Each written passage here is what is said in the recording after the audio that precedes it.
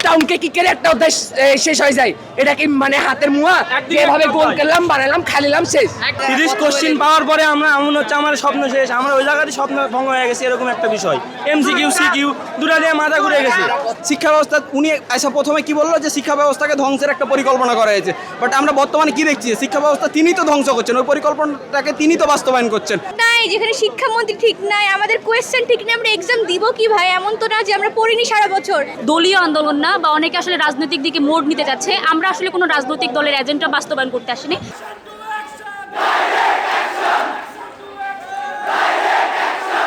ভুলে গেছে যে ফিজিক্স কেমন সাবজেক্ট, উনি মনে হয় কোনোদিন ফিজিক্স সাবজেক্টটা পড়েই দেখেনি। কিভাবে ফিজিক্সের মতো সাবজেক্ট একদিনে পড়া যায়, উনি কি ভুলে গেছেন? এতদিন আমরা ফিজিক্স পড়ছি এসে পুকুরের মতো, আর এখন এসে দেখি মহাসাগর। একদিনে কি করে কমপ্লিট করবো? যারা কমপ্লিট করেছে ওরা এসে গড গিফটেড, এর আবার হবে না। গতকালকে পরীক্ষা দিতে যাই দেখলাম, আমাদের টিচার রয়েছে আধুনিক মানে প্রযুক্তি বিজ্ঞানের উন্নত রোবট।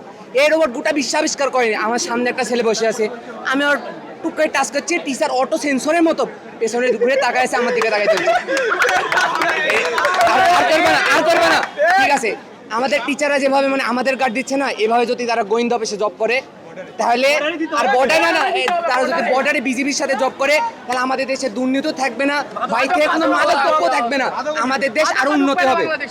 আমাদের দাঁড়াও, আমাদের প্রধানমন্ত্রী মানে শিক্ষামন্ত্রী বলছেন যে আমি শিক্ষা ব্যবস্থা উন্নতি করছি। কি উন্নতি করছেন? আমাদের টিচাররা এসে বোর্ড কোশ্চিন সলভ, প্রাইভেটে গেলে বোর্ড কোশ্চিন সলভ। আমার একটা ভাইয়া বুয়েটে পড়ে, বুয়েটে ভাইয়াকে জিজ্ঞাসা করলাম, ভাইয়া কোন মানে কেমন কী পাবো? বোর্ড কোশ্চেন সলভ করে যা 17 পর্যন্ত ইনশাল্লাহ কমন পাবি। বোর্ড কোশ্চেন সলভ করে যাই দেখি এ তো পুরাই আনকমন, যাই দেখি সবই নতুন সবই ক্রিয়েটিভ। ভাই একটা স্টুডেন্ট কমপ্লিটিং স্টোরি কতটা পেলে কমন পাই? 20টা 30টা, আমি 36টা কমপ্লিটিং স্টোরি পড়ে গেছি, তাও কমন পাইনি। যাই দেখি ক্রিয়েটিভ। তাহলে টিচাররা কি করছে? টিচার শিক্ষামন্ত্রী যদি উন্নতি করতে চায় তাহলে আগে টিচারদের উন্নতি করুক, আগে শিক্ষা ব্যবস্থা উন্নতি করুক, তাহলে স্টুডেন্টের উন্নতি ইয়া থাকবে। একটা স্টুডেন্ট কখন নকল করে? যখন একটা স্টুডেন্টের পড়াশোনা কমতি থাকে। স্টুডেন্ট স্কুলে যায় না কেন, কলেজে যায় না কেন? টিচাররা ওইরকম ভাবে পড়াতে পারে না। টিচাররা বলে আমাদের কাছে স্টুডেন্ট আসে না। স্টুডেন্ট ঠিকই যায় স্যার, যাবে ঠিকই, প্রাইভেটে কি করতে যায়? প্রাইভেটে টাকা দেয়, তার জন্য কলেজে কি ভর্তি হচ্ছে না? একটা স্টুডেন্ট কলেজে ভর্তি হয় কি করতে? সার্টিফিকেট নেওয়ার জন্য, পড়াশোনা করার জন্য। একটা টিচার এসে পড়ায় বোর্ড কোশ্চেন, একটা সলভ, একটা অধ্যায় শেষ। একটা অঙ্কে কি করে একটা অধ্যায় শেষ হয়ে যায়, এটা কি মানে হাতের মুয়া যেভাবে গোল করলাম বানালাম খালিলাম শেষ।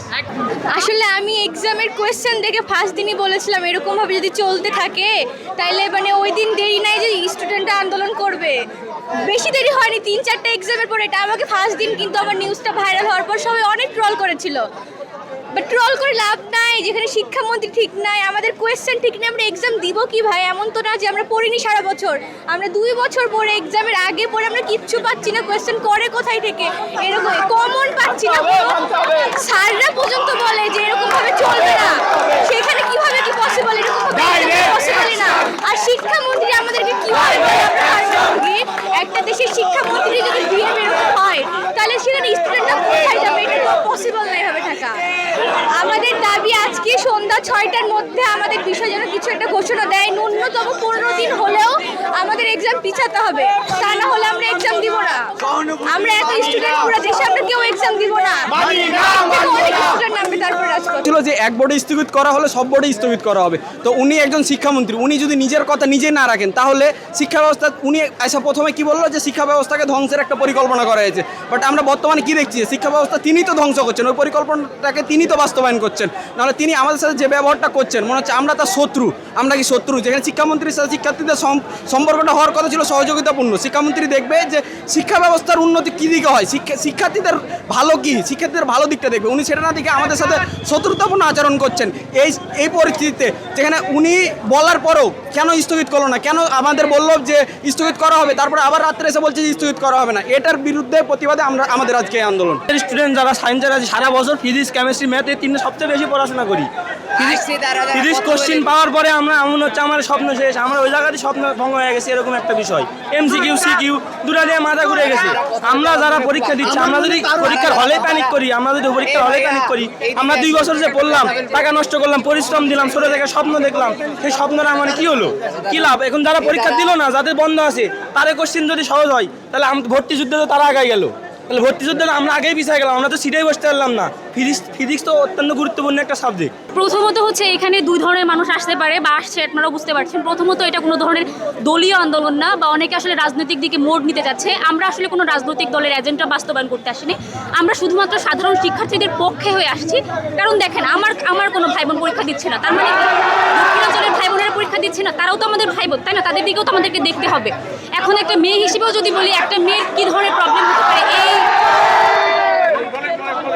এই অবস্থায়, যদি তারা আসলে পরীক্ষা দিতে চায়, তাদের মানসিক এবং শারীরিক দুই দিকে কিন্তু তাদের হচ্ছে একটা প্রভাব পড়তে পারে। এইটা কি শিক্ষামন্ত্রী বুঝতে পারছে না?